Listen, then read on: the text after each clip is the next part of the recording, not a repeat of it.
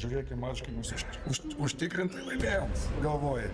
Tikrai negalvoju, kad užtikrintai laimėjom ir visą laiką jie buvo distancija ir iš viso šiuolaikiniam krepšiniui už to grintumo to čia niekada nelabai būna.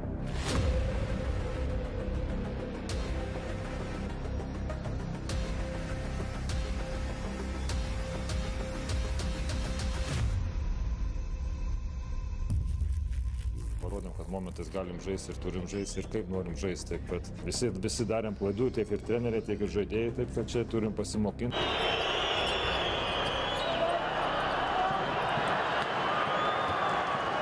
But Berovic got hot, in the first half and, kind of broke it open for them, so...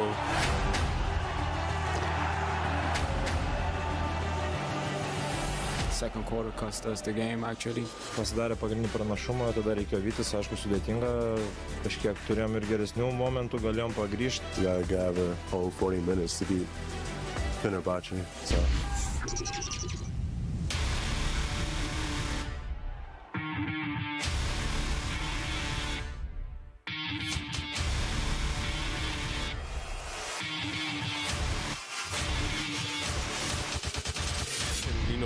We got to set the tone that no matter what, we're going to play to the end.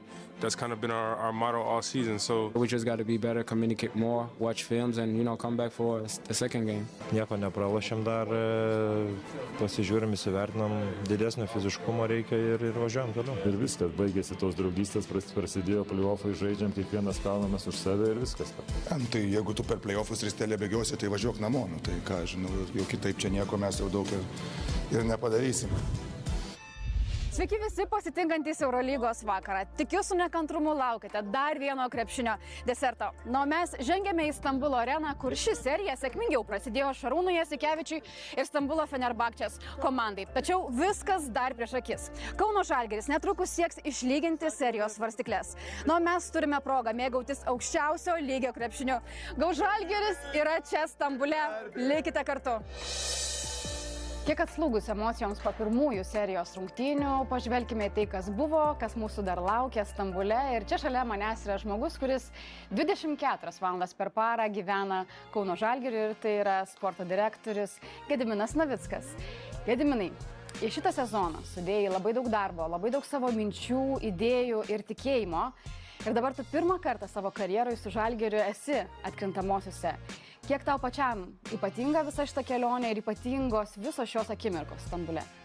Ne tik aš sudėjau, visa komanda sudėjo, mes su Paulium sudėjome, tai didelė komanda, čia yra komandinis darbas, tai tikrai visi daug stengiamės dėl šito momento.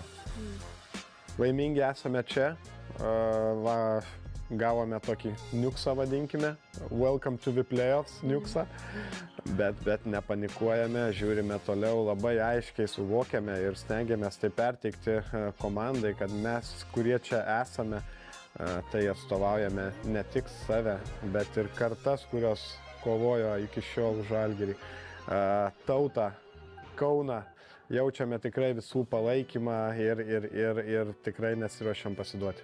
Tu sėdi pirmoje eilėje ir tau už nugaros kyla milžiniškas Fenerbahčė transparantas su žinute čia mūsų kelionė į Atėnus. Kiek varžovams prideda tas čempioniškas mentalitetas? Manau, kad prideda. Kai aš esu UFC gerbėjas, tai ten sako, kai tampi čempionas, tai prideda gal 30% tos tokios jėgos, vidinės jėgos. Bet mes negaliu sakyti, kad tai labai kreipiam dėmesį, mes darome savo dalykus, kas nuo mūsų priklauso ir stengiamės kovoti aikštėje. Koks yra Žalgirio komandos veidas šiandien? Kiek tai yra komanda, kuri žino savo vertę, kuri žino, ką gali ir ko nori? Mes visą sezoną dirbome tam, kad žaidėjai patikėtų. Kad patikėtų mūsų kaip komandos gale, vidinė stiprybė, kad mes galime būti visų pirma, mūsų pirmas tikslas buvo būti atkrintamosiose. Dabar irgi mes su žaidėjais irgi kalbame, kad ko mes čia atvykome, kokią stiprybę mes turime ir kur yra mūsų gale. Minus 16 antrame kėlinyje, arena sprogsta. Kokios tau mintis kyla matant, kad šios rungtynės lysta Žalgiriui iš rankų? Kad tai yra maratonas. kad tai nėra sprintas, kad tai nėra vienas kėlinys, kad tai nėra vienos rungtynės. Iš kiekvienų rungtynių mokomės, taisom klaidas ir einam į kitas. Esi tas žmogus, kuris labai daug bendrauja su žaidėjais, tai ką labiausiai norėjosi pasakyti Žalgirio krepšininkams po pirmųjų rungtynių? Ta pati, ką ir jums sakau, kad tai yra maratonas, kad tai yra pirmos rungtynės. Niekas nesakė, kad bus lengva. Nežinau, kas galėjo pagalvoti, kad atkrintamosiose apskritai bus lengva. O mes žaidžiame prieš buvusius čempionus, prieš Fenerbahčę, bet irgi jų nesudievinam, kaip sakant, ir tikime, kad galime žaisti geriau. Per pirmą mačą serijos nepralaimėsi. Tai yra klišė, bet tokia yra ta tiesa. Tai kokie yra tie pozityvūs ženklai prieš antrasios serijos rungtynes? Kas nuteikia optimistiškai, žvelgiant į antrasios serijos rungtynes? Visų pirma, tai tas, sakau, jau patirtis. Jau žaidėjom net, kurie nebuvo play-offuose, atkrintamosiuose, tai jau yra patirtis, jie dabar jau žinos, ko tikėtis. Taip, neišnaudojame viso potencialo, rezervo tikrai daug turime. Tomas Masiulis, treneris, kuris yra ir krepšinio fanatikas, ir didžiulis darboholikas. Ir kaip pats sakėjai, dirba iki 3 nakties ir iki 4 nakties. Galbūt nemiega ir visą naktį, kad tik tai paruoštų savo komandą.